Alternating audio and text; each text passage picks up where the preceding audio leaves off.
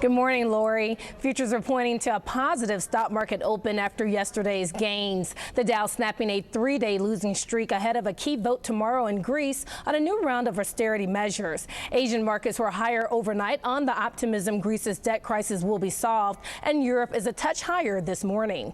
We get data today on home prices, which are forecast to have dropped again in April, and on consumer confidence. The Dow rising 108 points Monday to 12,043. The Nasdaq up 35 to 2688. Microsoft is setting up an office in the clouds. It's launching a cloud-based version of its office software today called Office 365. That means applications such as Outlook and Excel will be in an online format that customers can access from any device. Microsoft is trying to confront Google, which has stolen a small percentage of business customers with cheaper web alternatives, so companies don't have to spend time installing software or managing servers. So Lori and Terry, Microsoft's Office suite of products is a $20 billion a year business, so the company is trying to protect that.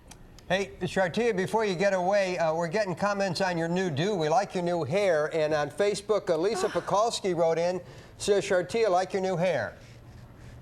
Oh, thank you. I had it cut last week. Thank you so much. I'll tell my stylist. Thank you. All right. Thank you so much, Shartia. Have a fantastic day. You too. All right.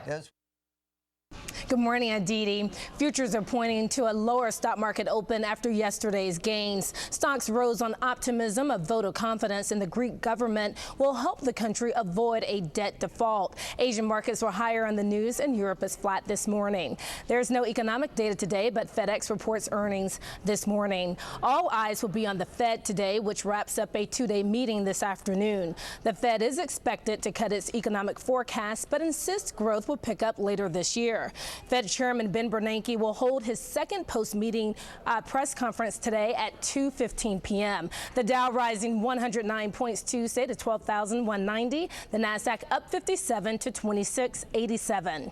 Attention Verizon Wireless customers, take advantage of your unlimited data plan now. Starting next month, Verizon Wireless will move to tiered options or usage-based plans for smartphone customers. Reports say plans will run from $30 a month for 2 gigabytes of data to $80 for 10 gigabytes. And tethering to other devices is available for an extra $20.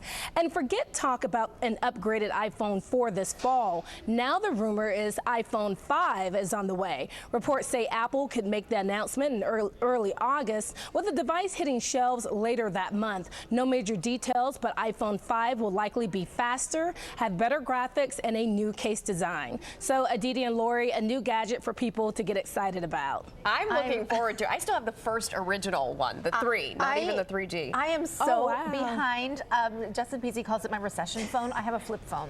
A flip? Yeah, I know. I'm embarrassed. I just recently got rid of my flip, so don't feel bad. I'm gonna pray for both of you all to come into the next century. All right, thanks, Shartia. Thank you. Thank you. Okay, so work is underway on the largest. Good morning, Aditi.